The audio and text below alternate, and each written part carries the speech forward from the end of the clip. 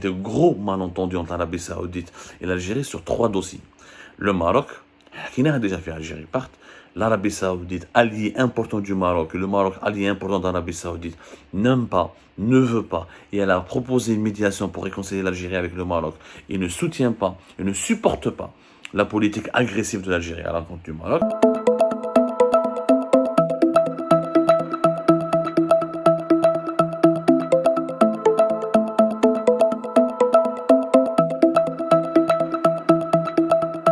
Le prince héritier de l'Arabie Saoudite qui a donc annulé sa participation au prochain sommet de la Ligue arabe, au prochain sommet des chefs d'État de la Ligue arabe, des pays membres de la Ligue arabe, le 1er 2 novembre prochain. Alors que la diplomatie algérienne a tenté de nous faire croire ces derniers jours que 17 importants chefs d'État arabes seront présents, que l'ensemble des dirigeants des pays arabes les plus importants de la région vont participer aux travaux du prochain sommet de la Ligue arabe à Alger, que des décisions importantes seront prises, ce sera un moment historique important. Le monde est troublant, donc Mohammed Ben Salman a annulé sa visite, mais ce qui est plus troublant, c'est que cette annulation n'a pas été confirmée côté saoudien.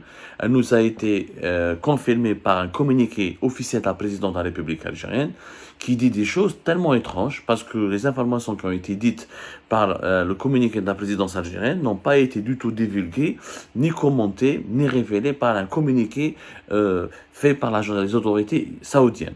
Qu'est-ce qui s'est passé? Il s'est passé que le 22 octobre 2022, Mohammed Ben Salman a appelé au téléphone le président algérien Abdelmadjid Tebboune. Ils se sont parlé au téléphone. Donc, et cette conversation téléphonique a été confirmée à la fois par un communiqué de la présidence algérienne et par un communiqué des autorités du palais saoudien ou des autorités saoudiennes. Alors, sauf que le communiqué de la présidence algérienne, qu'est-ce qu'il dit?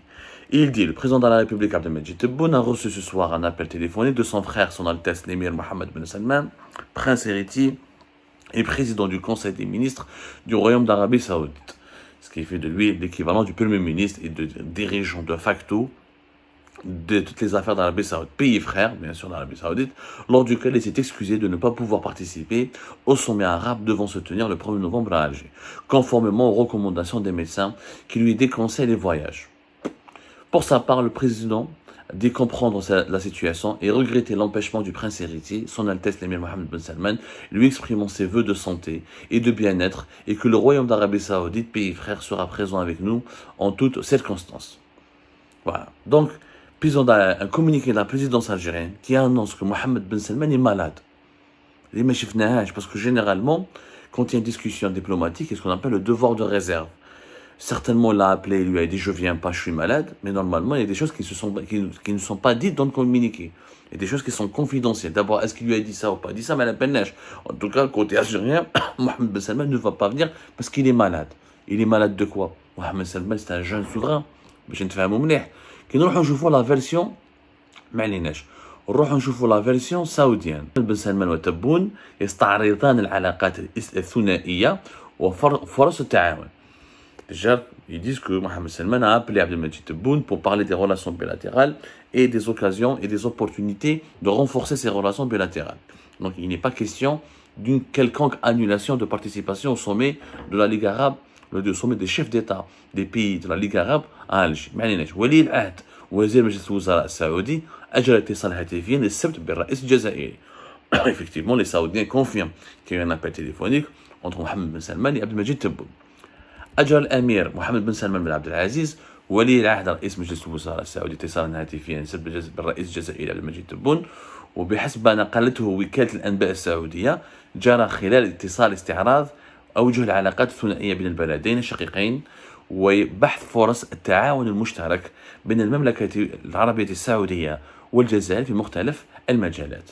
C'est tout. C'est tout ce que disent les Saoudiens. Que nous avons parlé avec Abdelmadjid Tebboune, que Abdelmadjid Tebboune a eu un échange avec Mohammed Ben Salman et qu'ils ont parlé de la possibilité et des opportunités de développer les relations bilatérales. Donc les Saoudiens n'ont jamais dit que Mohammed Ben Salman ne va pas venir, ils n'ont jamais dit qu'il est malade. Déjà là, il y a un quiproquo diplomatique. Ou, il y a deux hypothèses. Certainement, je ne pense pas que la présidence algérienne a menti. Je ne pense pas qu'elle a inventé la maladie de M. Mohammed Ben Salman. Où il a vraiment appelé Tebboune, il lui a dit, je m'excuse, je ne peux pas venir, je suis malade, et mes médecins me disent que tu ne peux pas venir. Ce qui est bizarre. Et les Algériens ont décidé de diffuser cette information sans demander l'accord préalable des Saoudiens. Ça a été une discussion entre deux chefs d'État que Tebboune a souhaité révéler au grand public. Pourquoi? Parce que Tebboune m'a ajbouch le hal, parce qu'il n'a pas aimé que Mohammed Ben Salman annule sa visite, pour un prétexte qui est incompréhensible. Malade de quoi? Mohammed Ben Salman a des activités diplomatiques très intenses. Mohammed Ben Salman en ce moment est en train de négocier l'intégration de l'Arabie Saoudite au club des pays BRICS, le Brésil, la Russie, l'Inde et la Chine, et l'Afrique du Sud. Le prochain sommet des pays BRICS en 2023 en Afrique du Sud verra officiellement l'intégration de l'Arabie Saoudite à ce club de pays. Et c'est, encore une fois, ce sont les autorités des pays BRICS qui ont confirmé cette information, notamment l'Afrique du Sud. Je vous citais tout à l'heure, voilà, ce qui a été dit par rapport à l'intense activité de Mohammed Ben Salman pour faire que son pays intègre les BRICS et s'émancipe de l'Occident.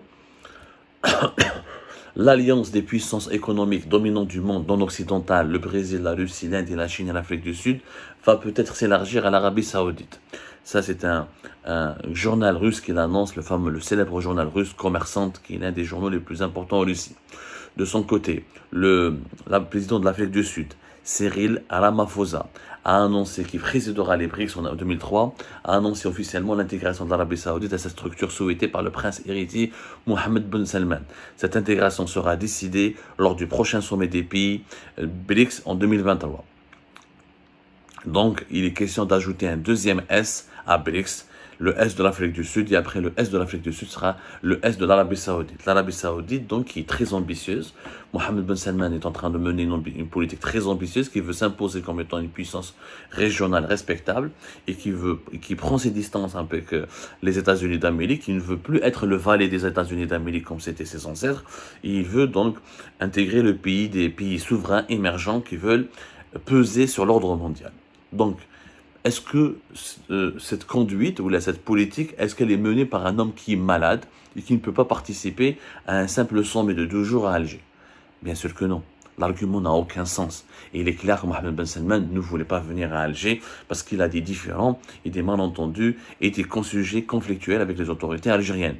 Sauf que l'annonce du communiqué de la présidence algérienne est en quelque sorte une vengeance inélégante parce que Mahab Chiji aurait pu faire une conférence de presse, le chef de la diplomatie algérienne, ou laquelle Mohammed Ben Salman Mahab Chiji, on le regrette son absence, etc. Mais faire un communiqué et dire qu'il est malade et qu'il ne peut pas venir et que Tebboune comprend qu'il ne peut pas venir parce qu'il est malade, c'est du foutage de gueule. On se fout de la gueule de l'opinion publique saoudienne et on manque de respect aux Saoudiens. Parce que les Saoudiens, il n'y a que leurs autorités et leurs médias qui sont normalement appelés à leur dire est-ce que leurs leaders, leurs dignitaires sont malades ou pas. D'un autre côté, ça se voit que Tebboune est très énervé et qu'il a décidé donc de se moquer de Mohammed Ben Salman, de se venger contre lui en faisant un communiqué, en racontant dans son communiqué, dans le communiqué de la présidence algérienne, le prétexte fallacieux qui lui a été présenté par Mohammed Ben Salman pour ne pas venir à Alger. Tebboune envoie un message clair aux Saoudiens, vous vous êtes foutus de ma gueule, et ben moi je vais révéler ça officiellement dans un communiqué public et je laisserai la presse mondiale juger par elle-même de vos intentions et et je laisserai elle-même juger par vos intentions et votre attitude. Et que l'Algérie aurait eu une attitude beaucoup plus intelligente en contre-attaquant face au lobby saoudien, en reconnaissant directement qu'il y a un problème, parce qu'officiellement, ni Ramtan Amara, ni le chef de la diplomatie algérienne, ni Abdelmajid Tebboune ne veulent reconnaître qu'il y a un problème avec l'Arabie Saoudite.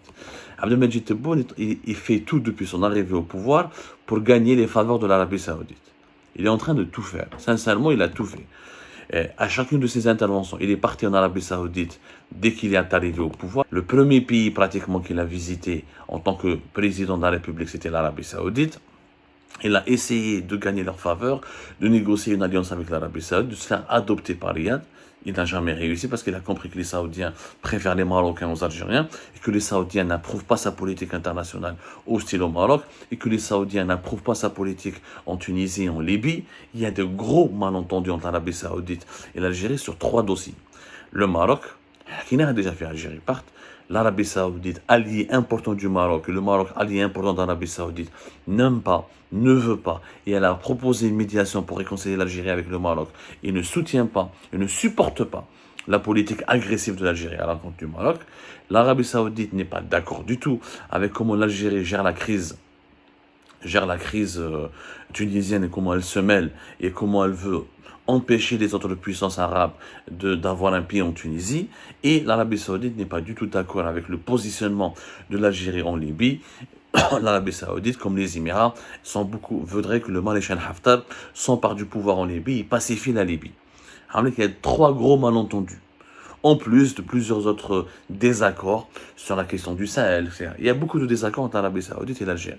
Sauf que les autorités algériennes, ni comme Tebboune, comme la Mamara, n'ont jamais voulu le reconnaître. Ils attaquent le Maroc, ils attaquent beaucoup de pays, ils ont même attaqué la France, mais ils n'ont jamais attaqué l'Arabie Saoudite. Pourquoi? Parce que l'Arabie Saoudite a l'argent, il y a le chèque.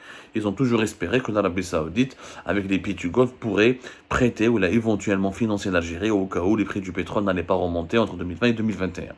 Donc, là, les prix du pétrole, etc., que l'Algérie respire mieux, et bien l'Algérie devrait se réveiller pour comprendre que l'Arabie Saoudite n'est pas de son côté. Elle ne sera pas de son côté. Mais il est clair que l'Algérie a le droit de s'énerver. Elle a le droit d'être en colère. Ça fait 2 ans que le sommet des chefs d'État de la Ligue arabe a été reporté. Nous sommes maintenant en 2022. C'est un sommet qui est important. Les pays arabes devraient prendre des positions et prendre des décisions sur des dossiers très importants. Il aurait fallu que tous les chefs des États arabes soient présents.